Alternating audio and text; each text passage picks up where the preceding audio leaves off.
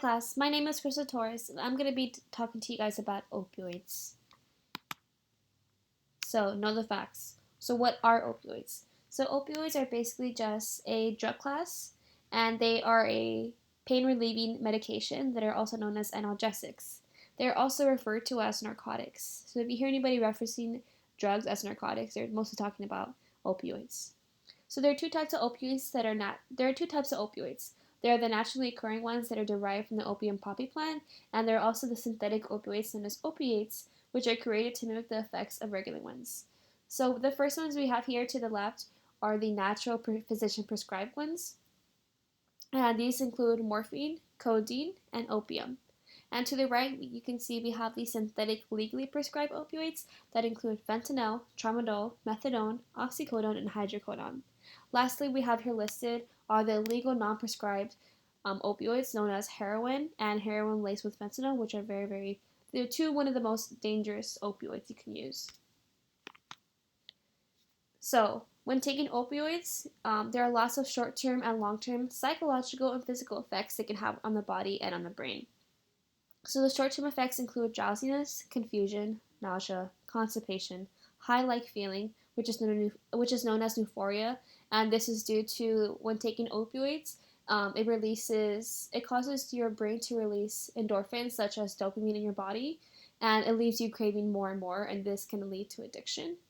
And then also another short-term effect that opioids can have are slowed respiratory rate. So what that means is that basically your breathing rate or your breaths become very, very slow. And this can lead to hypoxia. And hypoxia is basically just low oxygen saturation in the body, which can be fatal if you don't get enough oxygen to both your brain and your heart and to the rest of your body. Lastly, we have the long-term ones, and the long-term effects include physical dependence and addiction.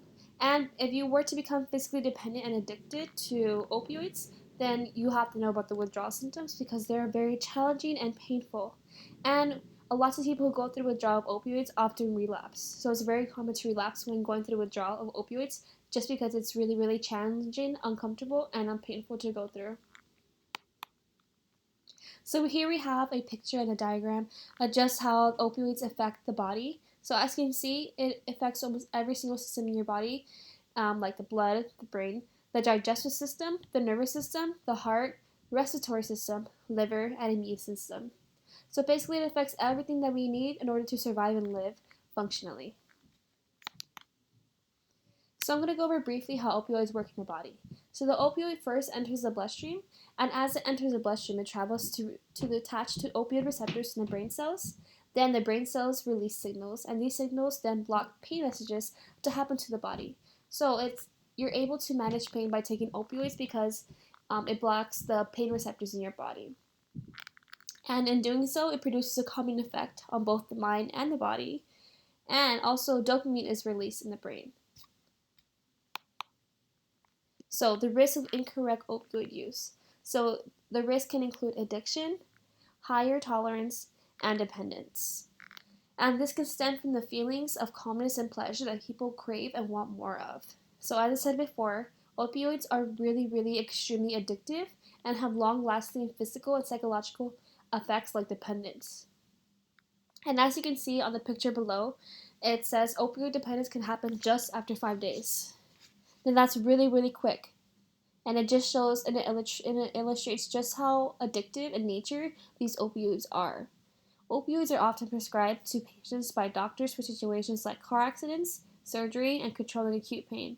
Due to this, both illegal opioids and legally physician-prescribed opioids are heavily addictive and can have devastating effects on a person's life.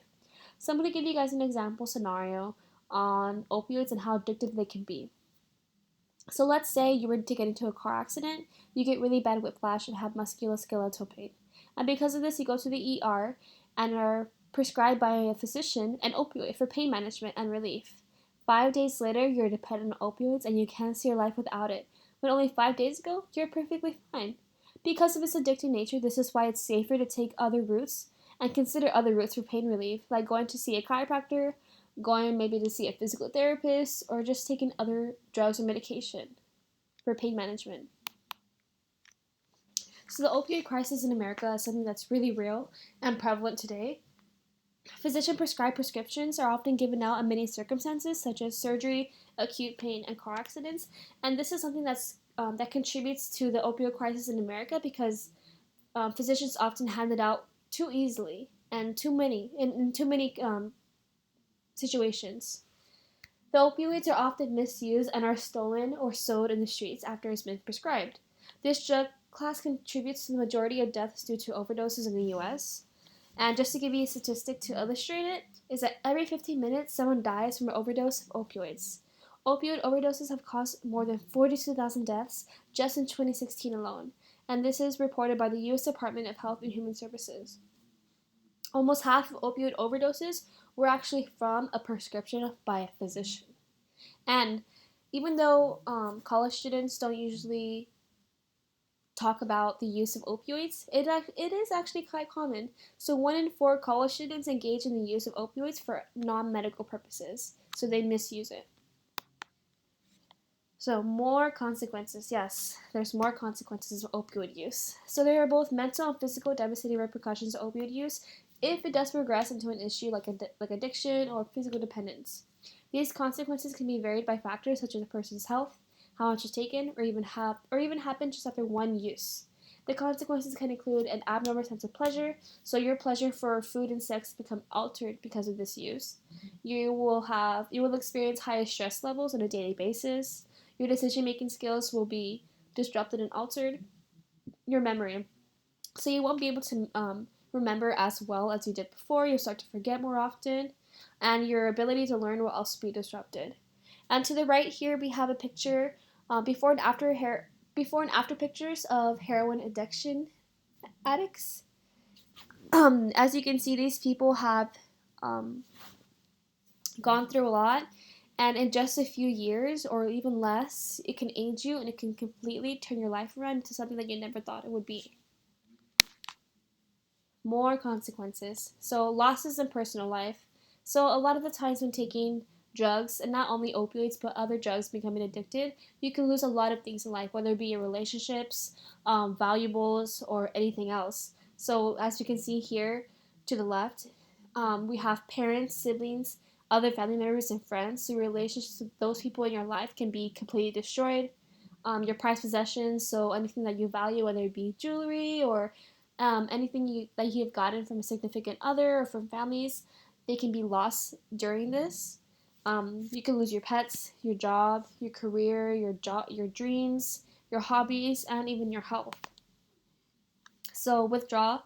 So withdrawal is something that's really important to discuss when talking about opioid use and addiction. Um, Withdrawal is basically when heavy use of drugs are cut back after a few or more weeks, and symptoms can occur just hours after the last dosage or dose. Symptoms can last for often weeks and are extremely uncomfortable and very painful. Going through withdrawal without medical professional help can lead to relapse and is really, really not recommended. And the withdrawal symptoms include stomach cramps, nausea, vomiting, diarrhea, goosebumps, muscle cramping, depression, agitation, and anxiety, among many others. And to the right, we have here basically just a flyer telling you to beware of the opioid withdrawal because it is very uncomfortable and it only takes a little to become dependent on it. And when thinking about this, you want to ask yourself, is it really worth it? So, should you consider taking opioids? So, it's really important when thinking about this, you consult with a physician for safety reasons because you want to avoid becoming dependent on it because, like I said before, there's so many consequences and risks. And is it really necessary and or appropriate for your pain management? Are there other risks? Are there other routes for pain relief and management? Like I said before, there's physical therapy, there's chiropractor. There's also other drugs that can be taken that are not as addictive. So, is it really worth the risk?